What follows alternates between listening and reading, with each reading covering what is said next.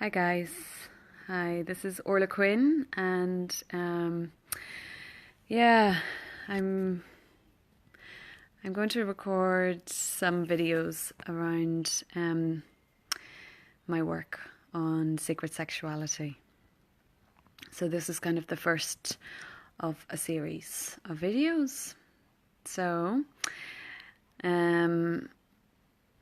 yeah, I've been really inspired. I haven't really done this yet. I've done a series of videos on kind of earth wisdom from different parts of County Clare here. So this is kind of the first, this is the first kind of series of videos that I'm going to be doing on sacred sexuality, which is my kind of more of the focus of my work. And the teachings that I'm going to share are going to really are inspired from the work that I do with clients, kind of the teaching that comes through with that work, as well as, the teaching that comes through my own relationship. I'm in a relationship, and so I feel like we are, and I mean the we in terms of people in relationships, that there is a real sense of growth, like that our relationships are evolving as we individually are evolving. Our relationships are also evolving, that we are being challenged to come into more mastery of being in relationship. So I want to talk. This is going to be one in a series of videos, so I don't want to go into too much detail in this one. This is more kind of like an introductory. But what I want to, and also just to let you know that I was inspired when I was talking to a friend yesterday about my own relationship and some of the growth and learnings that I've been receiving from it. She was the one that really kind of just pushed me and said, Orla, you need to start recording this because your face is just really lit up. So yeah, look, this is me kind of stepping up as well, so I've been doing this work for quite a while now, and I haven't really been sharing much publicly about it in this kind of format. I've been doing workshops around it, the art of intimacy, but and obviously doing my own one-to-one work with clients. But I haven't really come out and spoken about it on a Facebook Live. So this is my debut. So thanks for tuning in. Okay, so like when we're talking about building healthy relationships, and I'll add healthy and loving relationships, there's a very useful model that I use, and that it's this analogy of three pillars, okay? And this has always helped me when it comes to talking about relationships, like teaching people about relationships, and also in my own experience of relationships, seeing the clarity of this, seeing the difference in this, that these three pillars are, the two individuals, so kind of the autonomy of the two individuals, and I'm talking about both heterosexual and homosexual. It's the two people that make up that relationship, that they in their own, they have their own identity going into that relationship, and that identity needs to be honored, needs to be respected, needs to be boundaried, needs to be autonomous. And so that's the two pillars. And then the third pillar is the togetherness, the us. Yeah, so that's where and I tend to put this in the middle of the two. It's like the DNA strand. Yeah, it's like the two pillars with the ladder in between them. So it's where it's the relationship of us. And I think this is a fundamental analogy, because very often when we get into relationships, we just become the DNA strand we just become the togetherness, and we sort of forget about our individuality. We forget about who we are in the relationship. It's like we lose our sense of identity, and we come into the who am I now in relation to my partner? And so that's why I find this analogy really important, like, and to really honor that 3-pillar kind of structure, because it really ensures that the autonomy stays, that the autonomy is protected, that the autonomy is always protected, even when there is the togetherness. Yeah? Because it also, in honouring the individualization, in honouring the individual, you also then have the same respect and honour for the togetherness, for the us. I've been watching a video, I've been watching some of the teachings by Esther Perel. She did a TED video on maintaining desire in a long-term relationship. And if you haven't seen it, I definitely recommend you watch it. I can share the link below to the video. And, you know, she kind of got me thinking more about this. She got me thinking more about, because she talks about the modern day relationship and the demands of the modern day relationship. The fact that we want security, but we also want risk. That we want responsibility and safety, but we also want adventure. You know, we want this kind of feeling of safety, security, you know, all of the kind of the root chakra energies to really build trust. Like these are all the qualities, the values for building trust in a relationship. And so these are fundamental needs. But we also have other fundamental needs that aren't always respected. Like the other fundamental needs around that really inspire desire. You know, and that really fuel desire. And so those are these are the energies that are sometimes forgotten over kind of responsibility. And so it's the risk that I kind of want to talk about, because the risk is the individual, is the autonomy piece as well. Like the risk is when you protect your boundaries, and when you say no in a relationship, and when you follow your own purpose, when you follow your own calling, when you follow your own direction, still within that partnership, but that you're sovereign in that you're staying true to yourself. That's actually the risk. That's actually what creates desire. You know, like this is something that a lot of people are afraid to do this, because they feel like it's insecure, that it might breed insecureness, that the other person might feel threatened, that the other person might feel like, you know, that it might be seen as selfish.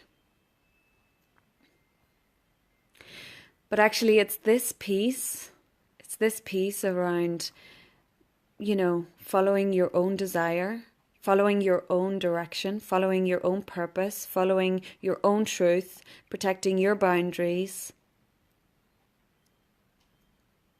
This is actually what creates the desire that the other person will actually find attractive in you.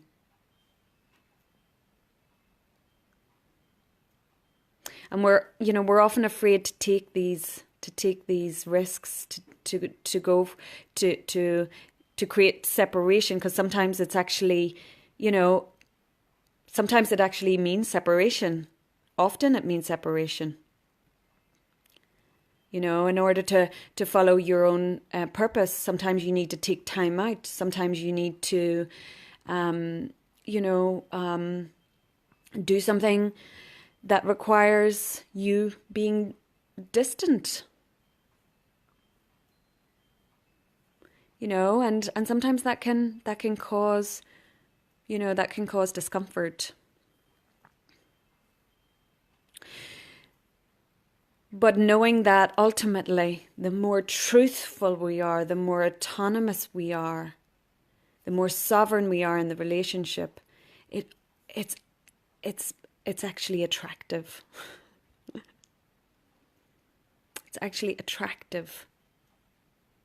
It breeds attractiveness. It breeds desire.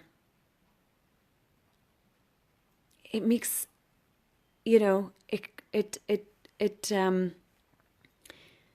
actually inspires.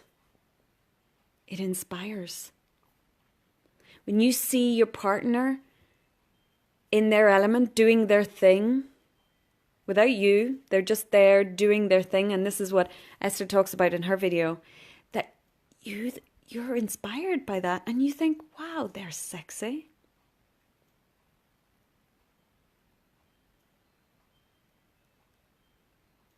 So, yeah, so it's very it's very interesting that I just want to talk more a little bit more about this risk, because I feel like this is the main theme around protecting your space.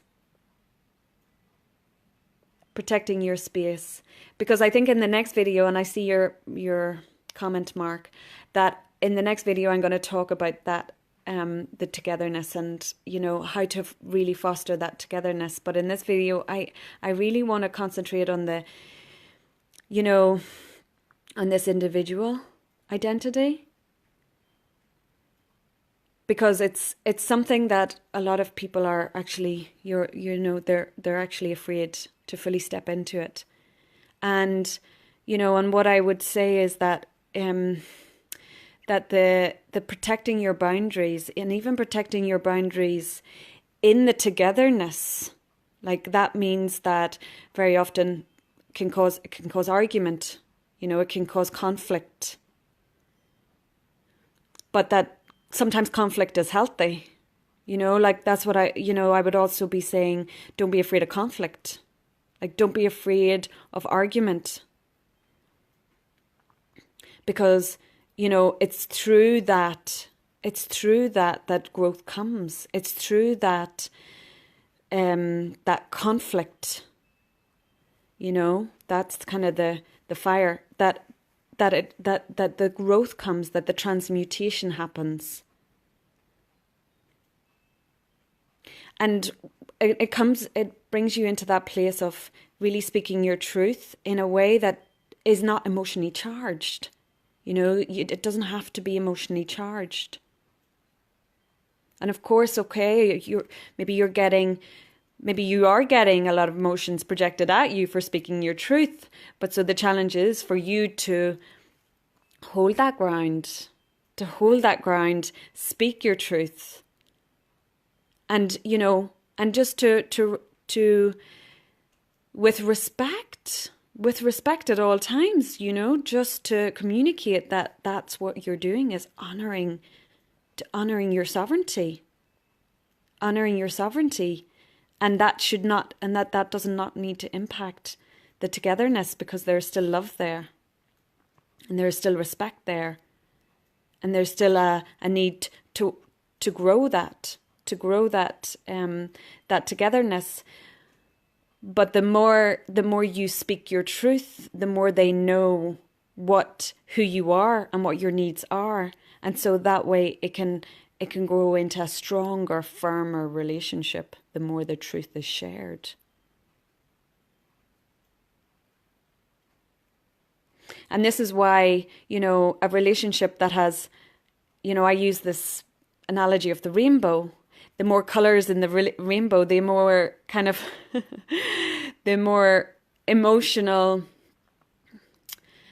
flavors of a relationship, the different shades of a relationship, whether it's love, desire, conflict, angst, beauty, tenderness, intimacy. All of these shades are perfect. You know, that there's not one that's good over another, that there's no judgment in one in particular. Because when we get attached to one, then that's when we don't have the spectrum. And without the spectrum, we can't fully grow. So the rainbow is kind of accepting all, like it's accepting all. And I'm moving a little bit, like I'm moving from kind of the autonomous piece into the together piece, the union. But it is when you come into that unity, when you come into that togetherness, when you bring yourself into that togetherness, that's what I'm saying. You can move through the conflict. You can move through the conflict into deeper love. Into deeper love, because there's an acceptance around, all that wants to come up. And we're not afraid to, we're not afraid to say our truth, or we're not afraid to express an emotion that's coming up when we're in control of it, when we're sovereign, when we have that sovereignty piece, when we're sure of what we are saying, we're sure of what our desires are, we're sure of what our purpose is. Yeah, and Mark, you're right. Like, a lot of people don't do this. They present what they feel people want to see and are too worried about the thoughts and opinions of others. Exactly. And that's the whole piece that I'm talking about, It's the more you're in touch with your own truth, the more that you're in touch with your own needs, the more you're in touch with your own thoughts. The more you don't then get into that, let go of that autonomy. The more that you stand in your truth, and the more sexy then you are. The more sovereign you are, the more your partner will desire you. So, yeah, look, how do we get people to change perspective? Yeah, good question. I think the more we do these kind of, sharings, talking about it, I think this is one of the first steps, is where talking about these things. And this is my first video talking about some of this stuff. So, and I've worked in this area for quite a while. So I know it's a difficult area to talk about, especially here in Ireland. There's a lot of taboo around sexuality. There's a lot of taboo about talking about relationships as well, because it's an intimate thing. It's, it's something that's precious, should be kept private, but behind kind of closed doors. But, this is something that we, especially here in Ireland, we do need to be talking about more and more, because we are, like I said at the beginning of the video, we're being challenged. We're really being pushed to come into mastery around our relationships, because we're not designed to be, by ourselves. We're not designed to be islands, We're designed to come into partnership.